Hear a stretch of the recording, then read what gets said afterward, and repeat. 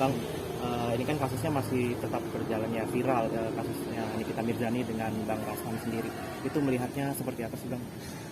Ya, ini memang perkara yang cukup menyita perhatian publik ya, mengenai soal perlindungan anak dan wanita. Ya, khususnya dalam perkara LM dan Nikita Mirzani, mengenai soal ternyata LM ini saat ada pemeriksaan atau tidak salah ya, ada pemeriksaan kesehatan dan sebagainya, ternyata dia melarikan diri. Yang kata pengakuan salah satu pihak bahwasannya itu pindah mengunjungi kantor dari pihak PH terlapor seperti itu. Tetapi kan setelah itu dibawa ke Polres Jakarta Selatan untuk dimintai keterangan dan proses selanjutnya untuk dipindahkan kan ya, iya. Oleh pihak Reskrim Unit PPA. Nah, ini kan pertama, kenapa bisa LM itu bisa melarikan diri? Ya, lepas dari pengawasan pengamanan dari pihak Unit PPA, kan seperti itu yang pertama. Itu juga menjadi autokritik, evaluasi juga bagi Unit PPA Reskrim Polres Jaksel. Yang kedua, ini perkara cukup sudah menyita perhatian publik, yang seharusnya atensinya itu semakin memastikan ya, dengan terbitnya SPDP, surat perintah dimulainya penyidikan. Ya, dari penyelidikan tahap acara pidana itu ke penyidikan itu satu tahapan, hanya 2 kata yang berubah dari penyelidikan, lidik, sama li-nya dibuang. Artinya apa? Ada dugaan cukup terang perbuatan pidana di situnya. Apakah terlapor ini bisa dinaikkan tersangka? Bisa sekali. Ya, apakah ada tersangka baru misalkan? Ya, dalam SPDP itu pun memungkinkan sekali. Setelah proses SPDP ini tandanya sudah dipenuhi ya beberapa dokumen itu ke kejaksaan. Yang intinya hearing konsul kepada kejaksaan ya, Kejari Jakarta Selatan sudah bisa memastikan ini cukup terang perbuatan pidananya. Kan begitu. Setelah SPDP terbit ini, itu kan diperiksa semua pihak. Ya, pihak pelapor dulu diperiksa. Siapa? Saudara NM ya, yang melaporkan untuk anaknya, kan begitu. Kemudian LM-nya juga diperiksa, saksi-saksi NM seperti itu selaku pelapor, maaf. Terakhir itu kan terlapor. Ya, terlapor ini diperiksanya terakhir. Kan begitu tahapannya. Nah, kalau pihak terlapor ini sudah diperiksa dalam konteks pemeriksaan SPDP, ancaman pidana di atas 5 tahun, bahkan ancaman pidana anak dan wanita ini harus langsung tangkap tahan. Kan begitu. Ini kan proses pidananya, ini harus terang juga. Masyarakat juga harus tahu ini tahapan proses hukum acara pidana. Yang selama ini, yang akhirnya seolah-olah ada menarik kesimpulan, ini kok lama sekali, ini kok dramanya banyak sekali, ya. Yang akhirnya kita juga lelah mendengar dan melihat itu semua seperti itu. Bang, ini langkah LM kan kabur dari rumah aman menemui terlapor. PH terlapor. Nah itu terus si pelapor itu membawa ke Polres seperti yang mengatakan Polres Jakarta Selatan. Itu langkah yang benar apa seperti apa, Bang? Oh iya, tentunya apa yang dilakukan oleh PH terlapor itu tepat menurut saya, karena memang bukan itu otoritas kewenangannya. Bahkan ini bisa menjadi dugaan-dugaan perbuatan yang tidak tepat, tidak etis ataupun tidak benar secara hukum. Maka apa yang dilakukan oleh PH terlapor, hemat saya itu sangat tepat untuk menyerahkan kembali ke pihak Polres Jakarta Selatan seperti itu. Kemudian juga kan sudah dibawa juga nih ke RS Polri, itu apakah sudah penanganan yang tepat untuk berpindah dari rumah aman ke RS Polri atau seperti apa? Oh iya, jelas, ini kan memastikan kesehatan fisik dan mental itu kan di bawah pengawasan RS Polri. Untuk Polri kan seperti itu ya. Bahkan Undang-Undang Perlindungan Anak dan Wanita itu didampingi oleh psikolog, Mas, oleh tim UPT di 2P gitu ya, dari setiap kota provinsi, kota tingkat 2 itu udah ada unitnya, dan LM itu pasti dilindungi dan didampingi oleh tim tersebut atas perintah undang-undang. Jadi di bawahnya LM kepada RS Polri itu ada untuk pemeriksaan, dan itu sangat normatif, Mas. Ya, pemeriksaan umum yang semua ketika korban-korban dalam undang-undang tindak pidana perlindungan anak dan wanita itu tentunya itu yang akan diutamakan seperti itu.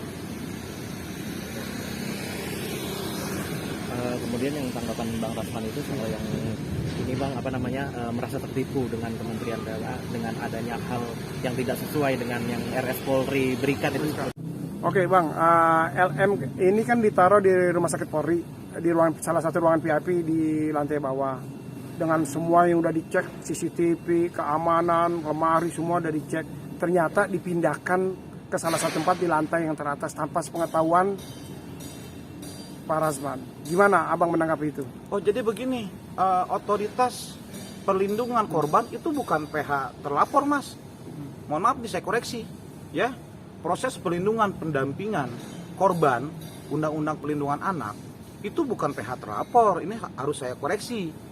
Ini sepenuhnya adalah otoritas perlindungan unit yang telah diperintahkan oleh undang-undang. Di dalamnya adalah unit TPA, reskrim Polres setempat, kan begitu. Kemudian unit psikologi, kemudian dokter, ya, yang telah ditetapkan dan diperintahkan oleh undang-undang. Jadi mengenai dipindahkan tempatnya itu bukan otoritas PH terlapor Mas. Mohon maaf saya koreksi seperti itu. Gitu. Oke, dan juga langkah selanjutnya tuh seperti apa sih baiknya gitu, apakah memang kejadian ini terus berlanjut, apalagi kan mengingat Bang Rasman yang pernah kemarin itu setelah berantem ini ada salah satu luka gitu, seperti apa? Iya, memang akhirnya ini jadi drama baru ya, jadi perbuatan baru, kemudian ada pelaporan baru soal penganiayaan katanya kan, ada pengeroyokan seperti itu ya. Tentunya kan ini proses yang harus memang dibuat terang seperti itu. Mengenai soal ada pengakuan juga dari pihak PH terlapor terkait korban, ya, korban dari pelapor, ini kan juga harus dipastikan, diterangkan lagi, ya. Sekali lagi hemat kami ini adalah proses hukum pidana yang terjadi dimanapun dan proses apapun ini sudah sesuai dengan Undang-Undang Perlindungan Anak. Tentunya kita tidak perlu mengasumsikan apapun penilaian ini, ya. Kalau kami dari praktisi hukum ini memastikan proses hukum ini benar dan tepat. Ya, kalau sudah SPDP, ya, maka proses pemeriksaan SPDP. Untuk siapa? Untuk pelapor dan terlapor dan para saksi. Silakan itu diproses, digelar. Kemudian akan ada gelar perkara di internal unit TPA Reskrim, kan seperti itu. Kalau memang sudah dinyatakan, bisa dinaikkan tersangka. Ya, karena ini misalkan ancamannya ada di atas 5 tahun, tentunya kan ancamannya langsung untuk ditahan dan ditangkap. Seperti itu. Jadi setelah pemeriksaan sebagai terlapor di tingkat SPDP. Penyidikan, kan begitu. Lalu pelapor atau korban dalam hal ini saudara Nikita Mirzani mendapatkan SP2HP, ya, surat perkembangan hasil penyidikan, ya, dari Polres Jakarta Selatan. Nah, ini proses hukum yang harus betul-betul kita pastikan ini tepat gitu loh. Saya pikir soal pengakuan siapapun boleh memberikan saran dan atau haknya untuk menyampaikan, ya, dia tidak bersalah, ini bersalah. Sekali lagi, pengakuan itu adalah alat bukti Mas. Tetapi mohon maaf, dua alat bukti adalah mencukupi unsur pidananya terbukti, ya, dugaan pidananya. Jadi siapapun boleh menyatakan apapun, silakan saja Mas. Ya, ada pihak sebelah, pihak terlapor yang mengatakan pengakuan ABCD, kan begitu. Ya. Itu sah-sah saja, dalam proses hukum itu boleh Mas. Ya, saya tidak melakukan perbuatan itu, kan gitu. Saya tidak pernah melakukan perbuatan itu, boleh Mas. Tapi buktikan. Ya, tapi bila mana pihak pelapor memiliki bukti dari pengakuannya itu, maka kan tidak terbukti. Ya, nah ini yang harus dipastikan proses hukum itu betul-betul terang sebagai pelajaran untuk masyarakat kita seperti itu. Bang, soal yang aborsi omongannya itu tuh seperti apa sih Bang?